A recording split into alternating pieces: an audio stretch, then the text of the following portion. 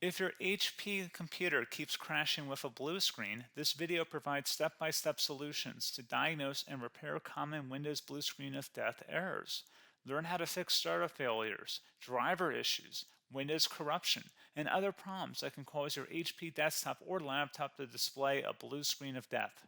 So whether you're performing updates, you're getting an IRQR not less or equal message, K-mode exception not handled, kernel data in-page error, a lot of errors pertain to this problem, and we're going to go ahead and jump into what should hopefully be a pretty straightforward process, guys, and we're going to go ahead and jump right into it.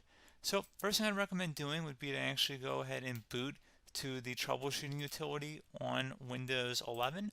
So if you do a hard power off 3 times in a row, Windows should automatically attempt to launch the startup repair utility. And if it doesn't find anything, it will give you the option to select advanced settings, in which case it will take you to a screen that looks like this. Now, if it does not take you to a screen that looks like this, or you're unable to get to that, you can also download the Windows 10 Media Creation Utility, or Windows 11. They probably will make a creation utility for Windows 11 at some point. And it doesn't really matter, you can actually run the Windows 10 utility on Windows 11 as far as I'm aware. And you should be able to run the troubleshooting utilities built in within it. So you just would go ahead and download it to an ISO file and then burn it to a DVD or USB. It'd have to be about 4 gigabytes or more. It couldn't be a small USB flash drive, and it couldn't be a CD. It'd have to be a DVD. And then you'd boot your computer from it. So depending on the computer manufacturer, you'd have to tap a different key on your keyboard in order to launch that menu, in order to select what boot drive you want to go off of. So it could be anything between the escape key, F2, F8, F12, for example, and those are the function keys on the top of your keyboard. So you may have to just do a little bit of trial and error. Shouldn't take you more than a couple minutes. Googling it would probably be best before you even begin. But anyway, we're ready to go ahead and jump right into it. So we're on the choose an option page. So these will look very similar whether you're booting from it directly within Windows itself, or if you're plugged in a USB flash drive with the media creation utility installed and you selected the recovery option. So when you are setting up your Windows 11 installation or Windows 10, depending on the drive you're using, there should be an option to repair your computer in the bottom left corner of the dialog window, one of the first screens that comes up. You go ahead and select that, and then it would take you to a troubleshooting screen like you see here.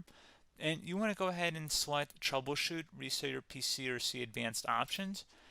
And then there are going to be a whole bunch of options in here that we're going to explore in today's video. The first one, we're going to actually go underneath advanced options and then select startup repair, fix problems that keep Windows from loading. So go ahead and select that first.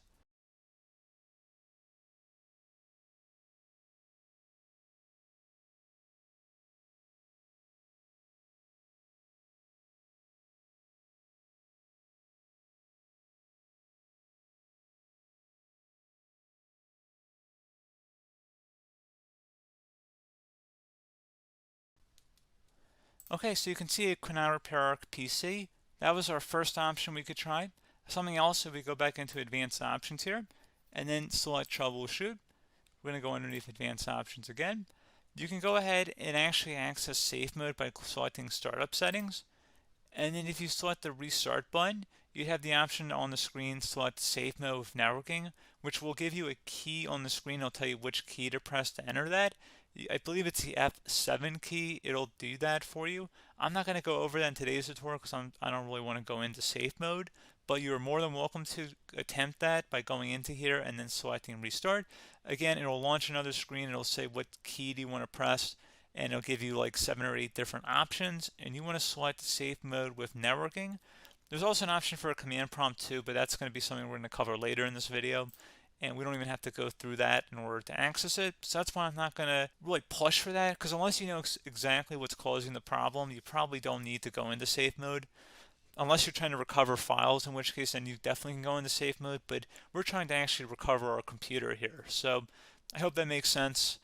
Something else we can also try here as well would be to uninstall updates, remove recently installed quality or feature updates from Windows. So if you go ahead and select that, you can uninstall the latest quality updates, which generally is the more day-to-day updates. Feature updates are the less regularly released ones, like the big ones, I would equate it to service packs in like Windows 7 and Windows Vista and Windows XP. So larger updates that occur once or twice a year at most. And the quality updates are more just a regular update. So probably obviously depend, it'll take longer if you're going to try and uninstall the latest feature update versus quality update. And maybe you don't need to go back that far. So just giving you guys a couple of pointers with that. Something else you can also look at here, and we're going to jump into the command prompt in a little bit, but you can select System Restore, which will use a restore point recorded on your PC to restore Windows. And this is something I would highly recommend here, guys. So select Next. Assuming you have a restore point saved on your computer, you go ahead and select the most recently created one, and you'll select Next, and then you'll select the drive. You shouldn't actually have to select the drive. You can scan for affected programs, but we're going to keep it all default here, and then we're going to select Finish. So once started, system restore cannot be interrupted. Do you want to continue? I think we're going to select yes. I don't think we have anything better to do on our computer right now, so just give it a moment here to initialize. It will take a couple minutes to run, obviously depending on how large your hard drive is and how much is saved on the system restore point. So just give it a couple minutes here.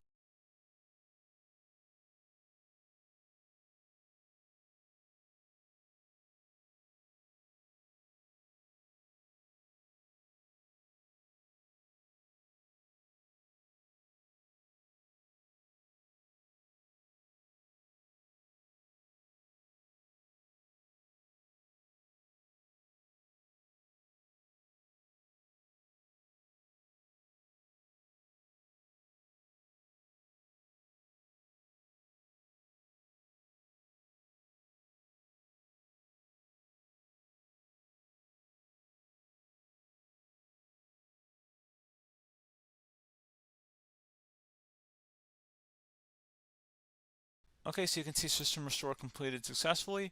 The system has been restored. Your documents have not been affected. Click the restart button to restart your computer. Go ahead and select restart.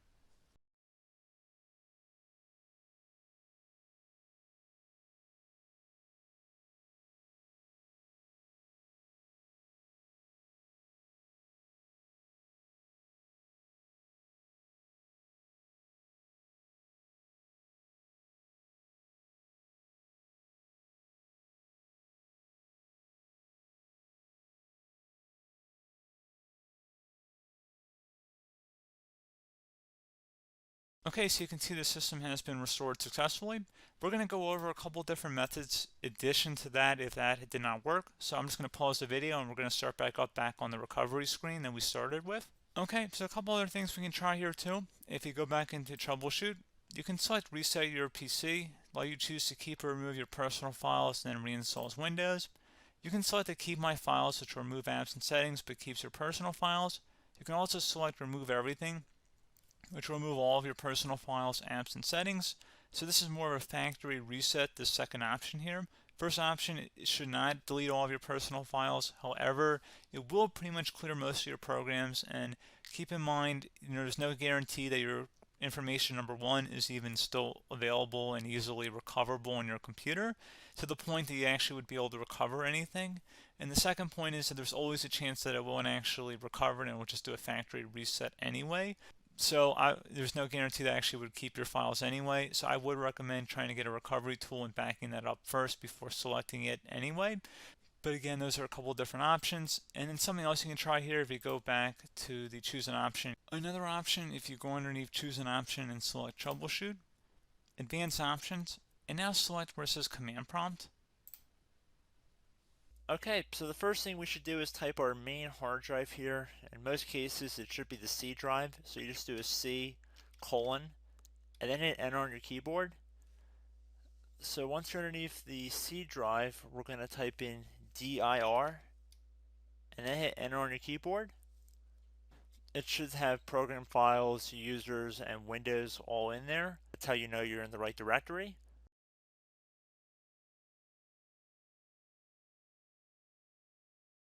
In some cases, it might be the D drive as well, so just keep that in mind.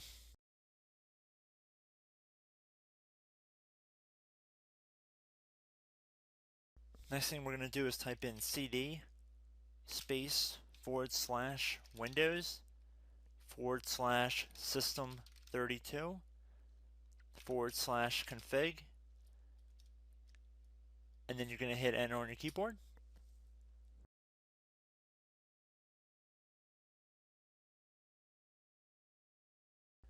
So now you're going to type md space backup.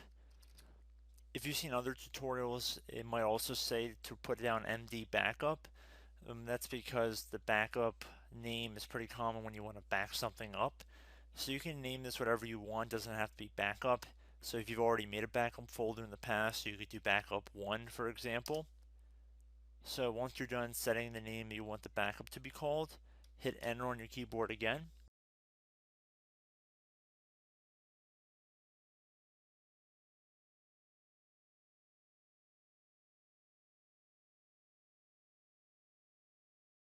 At this point you want to type copy, C-O-P-Y, space, then you want to do the star symbol above the 8 key, then do a period or a dot, whatever you want to call it, then another star sign, and then another space, and then type backup, and then hit enter on your keyboard.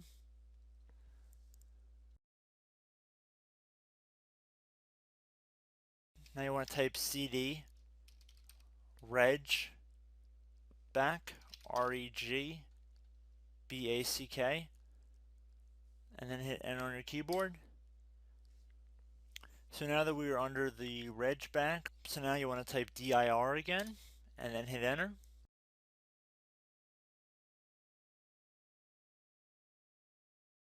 So now at this point we're going to type copy again. So copy, space, star sign,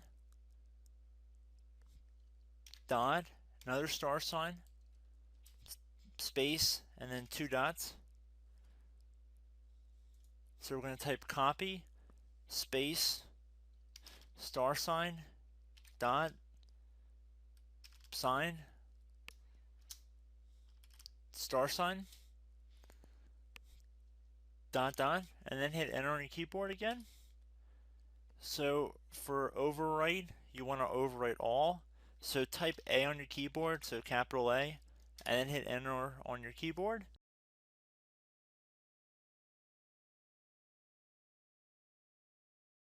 So at this point you should be good to go. You can close out of the command prompt window, and if you accidentally continue to Windows 10 you should be all set. So I hope one of these 3 or 4 different methods we went through in this tutorial helped you guys out. Again, I'm not sure if you guys heard me earlier, but try to go back into your safe mode if possible and uninstall any programs you know might be conflicting with the Windows startup if you can get into safe mode. So just keep that in mind. Something very simple like that could be blocking up everything. So again, I hope this tutorial helped you guys out, and I will catch you in the next tutorial. Goodbye.